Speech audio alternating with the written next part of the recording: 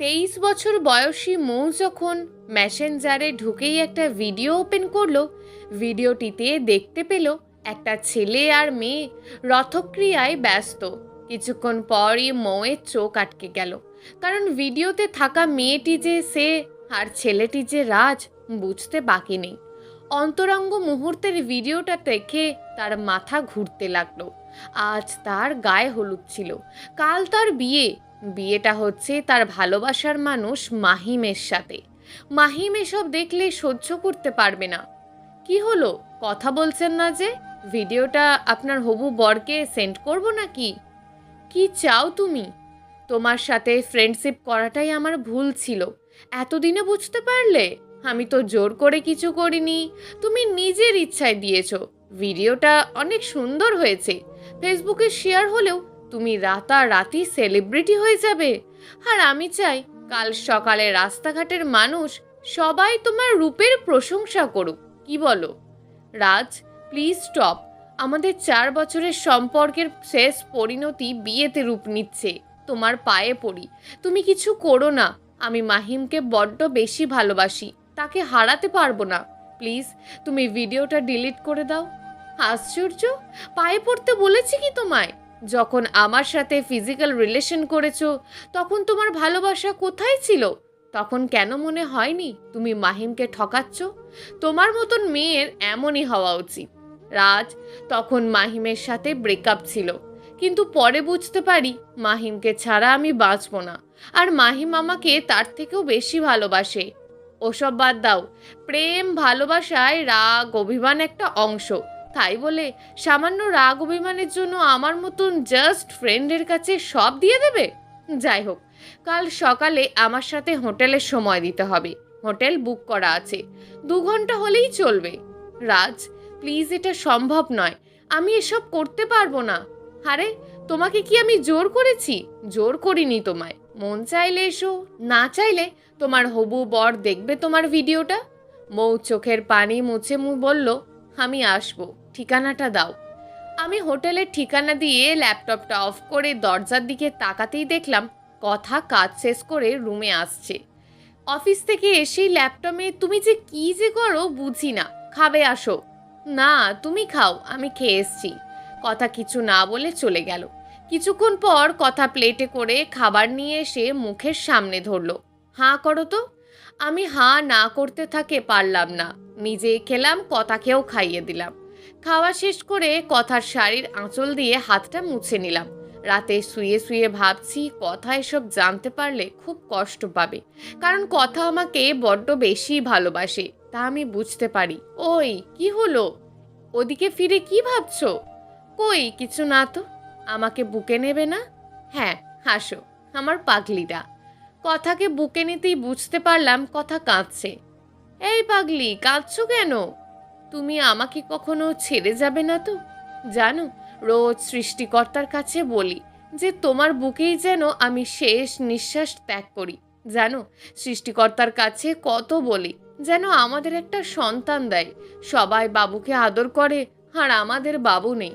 জানো, পাশের বাসার অবনী ভাবির যে বেবিটা আছে না, সেই বেবিটাকে আজ কোলে নিতে গিয়েছিলাম, কিন্তু ভাবির মা আমার কোল থেকে বেবিটা কেড়ে নিয়ে বলেছে অলক্ষণে মেয়ে, তাদের নাতি কোলে নিলে নাকি অমঙ্গল হবে। কথা এসব বলে আমাকে আবারও শক্ত করে জড়িয়ে ধরে কাঁদতে লাগলো। আমি কথাকে বললাম, আরে পাগলি, ধৈর্য ধরো, আমাদেরও একটা ফুটফুটে রাজকন্যা হবে। কথা আমার বুকে মুখ লুকিয়ে বলল, তাই যেন হয়। পরের দিন সকালে ব্ল্যাক কালারের শার্টটা পরে বের হলাম হোটেলের উদ্দেশ্যে।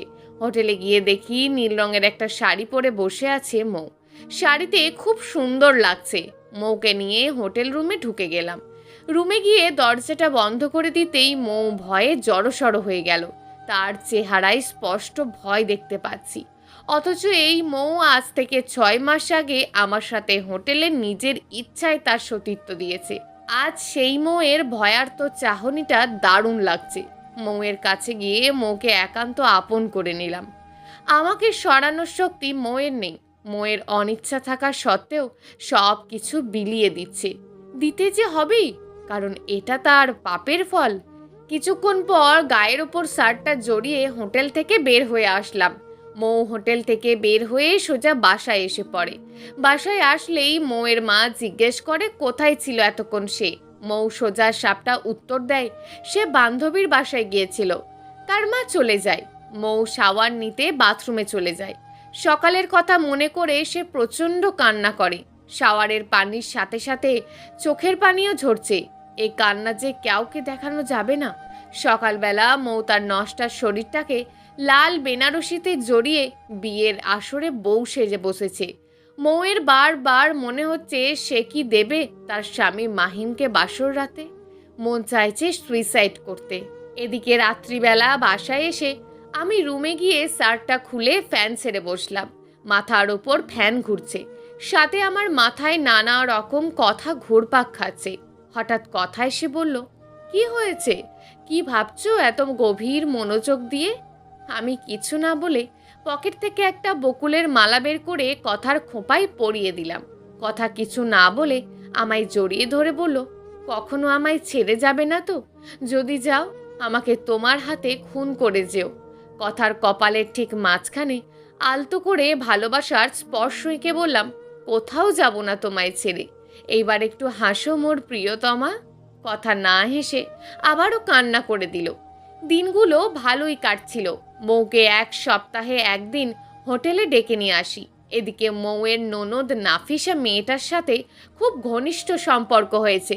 সম্পর্কটা ফেসবুকে বন্ধুত্ব থেকে শুরু হলেও কিছুদিন পার হতে আর বুঝতে বাকি থাকে না যে মেয়েটা আমার প্রতি অনেকটা দুর্বল।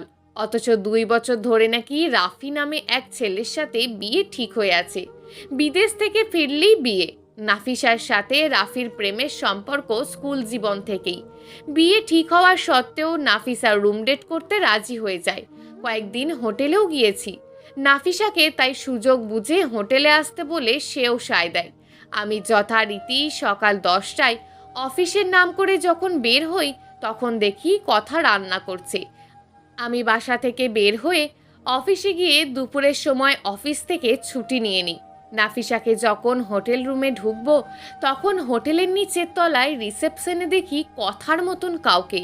বুকের ভিতরটা মুহূর্তে নাড়া দিয়ে ওঠে। নাফিসাকে রুমে বসতে বলে আমি নিচে চলে যাই। নিচে গিয়ে দেখি কথার সাথে আর একটা ছেলে। কথা ছেলেটার সাথে দাঁড়িয়ে আছে। একটু পর ছেলেটা ম্যানেজারের সাথে কথা বলে পকেট থেকে 2000 টাকা বের করে দিয়ে একটা চাবি নিয়ে কথাকে নিয়ে হোটেল রুমে ঢুকে পড়ল। এদিকে আমার কাছে মনে হচ্ছে কেউ আমার কলিজাতে ছুরি ঢুকিয়ে দিচ্ছে।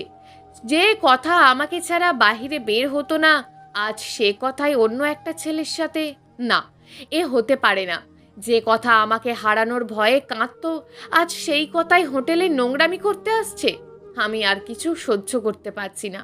দৌড়ে গিয়ে সেই রুমের দরজাতে ধাক্কা মারলাম। দরজা খুলতেই যা দেখলাম তা দেখে খানিকটা বিস্মিত হলাম। কথার পাশে বসা লোকটাকে সহ্য করতে পারলাম না।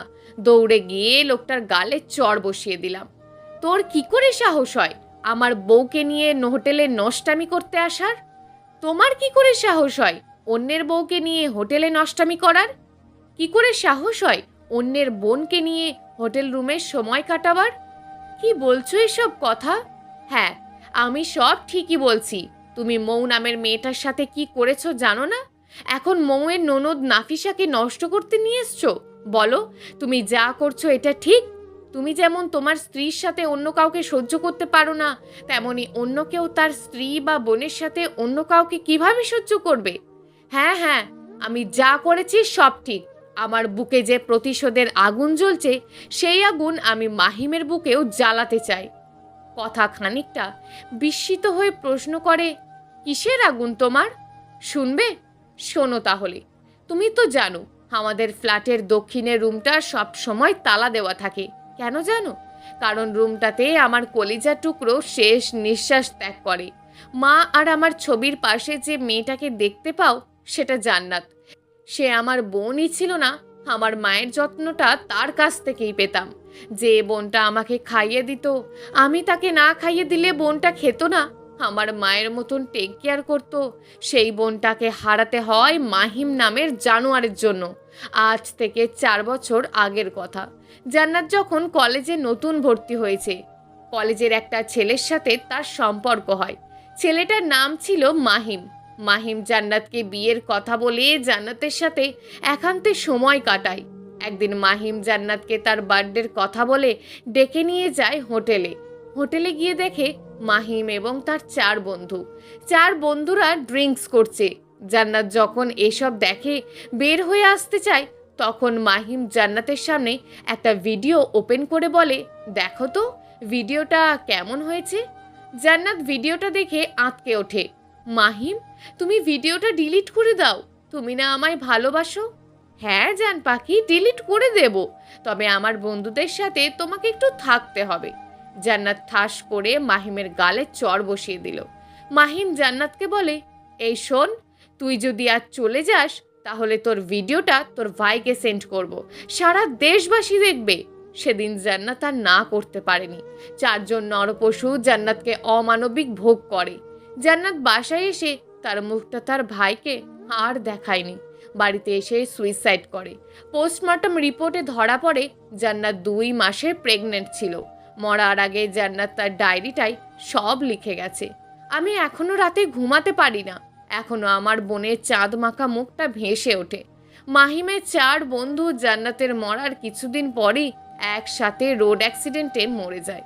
আর জান্নাত সুইসাইড করার পর আমি সিদ্ধান্ত নিই, মাহিম জান্নাতের সাথে যা যা করছে তার চেয়ে বেশি কষ্ট দিয়ে ওকে তিলে তিলে মারব। তাই প্ল্যান অনুযায়ী তার স্ত্রী মৌ এর সাথে ফ্রেন্ডশিপ করি, আর সেই সুযোগ নিয়ে মৌ এর সাথে একান্ত সময় কাটাই হোটেলে। আর মৌ যখন রাজি না হয় তখন ভিডিও দেখিয়ে ব্ল্যাকমেল। একটা সময় মাহিম যখন জানতে পারবে তার স্ত্রী পরকীয়ায় ব্যস্ত, তখন সে বুঝতে পারবে জান্নাতকে দেওয়া কষ্টটা। আর এই জন্যই মাহিমের বোন নাফিসাকে আমার প্রতি দুর্বল করি। জান্নাতকে যেভাবে সুইসাইড করতে বাধ্য করেছে, আমিও নাফিসাকে সেইভাবেই সুইসাইড করতে বাধ্য করতে চেয়েছি। এজন্য নাফিসাকে ডেকে নিয়ে এসেছি।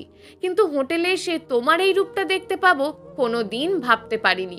তোমাকে তো বিশ্বাস করতাম অন্ধভাবে যে তুমি আমাকে হারানোর ভয়ে কাঁদতে, আর সেই তুমি এমন করলে।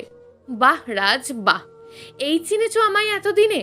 জানো রাজ, আমাদের দেখার মাঝেও অনেক সময় ভুল থাকে। সত্যিই আমি তোমাকে ভালোবাসি। আমি শুধু তোমাকে ভালোই বাসি না, তোমাকে নিয়ে জান্নাতেও থাকতে চাই। জানো, যেদিন জানতে পারি তুমি অফিসের নাম করে সপ্তাহে একদিন মৌ নামের মেয়েটার সাথে সময় কাটাও, তখন খুব কষ্ট হয় আমার। মৃত্যু যন্ত্রণা উপভোগ করি আমি। ছোটবেলা থেকেই মামার বাড়িতে বড় হই। মা বাবাকে দেখিনি কোনোদিন, পাইনি মা বাবার আদর, কিন্তু তোমাকে স্বামী হিসাবে পেয়েছিলাম। তোমার বুকেই আমি সমস্ত সুখ খুঁজে পেতাম। জানো, যেদিন জানতে পারি তুমি মৌকে ব্ল্যাকমেল করে তার সাথে অবাধ মেলামেশা করো, সেদিন খুব কষ্ট পেয়েছিলাম। তুমি কি জানো না, ব্যভিচারী পুরুষদের জন্য রয়েছে জাহান্নাম? আমি কিভাবে চাইবো তুমি জাহান্নামী হও? জানতাম না তোমার বুকে এত কষ্ট। তুমি আমাকে একটি বার জান্নাতের সাথে ঘটে যাওয়া বিষয় নিয়ে কথা বলনি। রাজ, যে যেমন কর্ম করবে তার ফল সে অবশ্যই পাবে। জান্নাতের সাথে যা হয়েছে তা মোটেই ঠিক হয়নি, আর এর বিচার সৃষ্টিকর্তা অবশ্যই করবে। জানো রাজ, আমি যার সাথে হোটেলে আসছি সে আমার মামাতো ভাই। আমি শুধু তোমার ভুলটা ভাঙানোর জন্য অভিনয় করেছি। তুমি আমাকে ক্ষমা করে দাও। তোমাকে যে বড্ড বেশি ভালোবাসি, তোমাকে যে আমি দুনিয়াতে নয় শুধু পরকালেও স্বামী হিসাবে চাই। কথার দিকে চেয়ে দেখি কথার চোখ দিয়ে টপ টপ করে পানি পড়ছে। কথার মামাতো ভাই সব কিছু খুলে বলল। আমি কথাকে বুকের সাথে জাপটে ধরে বললাম, আমি আর কোনোদিনও খারাপ কাজ করব না। নাফিসা, একটু ভেতরে আসো তো বোন। কথা, তুমি নাফিসাকে কিভাবে চেনো? তুমি যা যা করতে সব ফলো করতাম। নাফিসা আসলে কথা নাফিসাকে বলল, বোন, আমার বরকে ক্ষমা করে দিও। আর হ্যাঁ, মনে রেখো, একজন প্রাপ্তবয়স্ক পুরুষ আর মহিলা বেস্ট ফ্রেন্ড হতে পারে না। আজ তোমরা যা করতে এসেছিলে এটা ঠিক না। তোমার ভালোবাসার মানুষ এটা জানলে খুব কষ্ট পাবে। আশা করি বুঝতে পেরেছো। নাফিসা কিছু না বলে চলে গেল। বাসায় এসে কথা আমাকে সুন্দর করে গোসল করিয়ে কথা আদায় করিয়ে নিল, যেন কোনো দিন এসব না করি। মৌয়ের সব ভিডিও ডিলিট করিয়ে আমাকে বাইরে পাঠিয়ে দিল। এসে দেখি মৌ বাসায়। আমি রুমে ঢুকতেই কথা আমাকে ইশারা দিয়ে মৌয়ের কাছে ক্ষমা চাইতে বলল। আমি মৌয়ের কাছে কৃতকর্মের জন্য ক্ষমা চাইলাম। কথা মৌকে বলল, বোন, তুমি কিছু মনে না করলে কিছু কথা বলতাম। হ্যাঁ বলো। আমি রাজের কাছ থেকে সবটা জেনেছি। রাজের সাথে তোমার প্রণয়, মাহিমের সাথে ব্রেকআপের সময় তুমি হয়তো ভুলে গেছো প্রেম, ভালোবাসা, রাগ, অভিমান অবিচ্ছেদ্য অংশ। আর এই রাগ অভিমানের জন্য বেস্ট ফ্রেন্ডের সাথে একান্ত সময় কাটানো অন্যায়। কেননা একসময় এই জন্যই তোমার সুইসাইড করতে হতে পারে। এছাড়া বিয়ের আগে নিজের বয়ফ্রেন্ডের সাথে একান্ত সময় কাটানো ঠিক না, কারণ মানুষের মন সবসময় এক থাকে না। তুমি যেতে পারো, আজ থেকে তুমি নিরাপদ। এদিকে বছর দুয়েক পর আমাদের ঘর আলোকিত করে ফুটফুটে একটা রাজকন্যা হয়েছে। রাজকন্যাটার নাম হলো রাইসা। কথা নামক পরশ পাথরের ছোঁয়ায় জীবনটা সোনালি রঙে রাঙাতে পেরেছি। এখন দুজনেই খুব খুশি। কথার মাধ্যমে শিখতে পেরেছি ক্ষমার মাঝেই প্রকৃত শান্তি পাওয়া যায়। শুক্রবার বাড়ি ফিরে দেখি রাইসা ঘুমিয়ে আছে। রাইসার মাথার কাছে ফোনটা ক্রিং ক্রিং করে বাজছে। ফোনটা হাতে নিতেই ওপাশ থেকে পরিচিত কণ্ঠে মৌ বলল, রাজ ভাইয়া, যদি সময় হয় মাহিমকে একটু দেখতে আসেন। মাহিম খুব অসুস্থ। মাহিমের ক্যান্সার হয়েছে, লাইফ সাপোর্টে আছে। মরার আগে আপনার কাছে ক্ষমা চেয়ে নিতে চাই। ফোনটা রেখে আকাশের দিকে তাকিয়ে বললাম, নিশ্চয়ই সৃষ্টিকর্তা মহান বিচারকারী। প্রিয় দর্শক, এই গল্পটা আপনাদের কেমন লাগলো তা অবশ্যই একটি কমেন্ট করবেন। আর যদি গল্পটা আপনাদের ভালো লেগে থাকে তাহলে ভিডিওটিতে একটি লাইক করে দেবেন এবং এই ধরনের ভিন্ন স্বাদের গল্প শোনার জন্য চ্যানেলটিকে অবশ্যই সাবস্ক্রাইব করে আমাদের সঙ্গে যুক্ত থাকুন।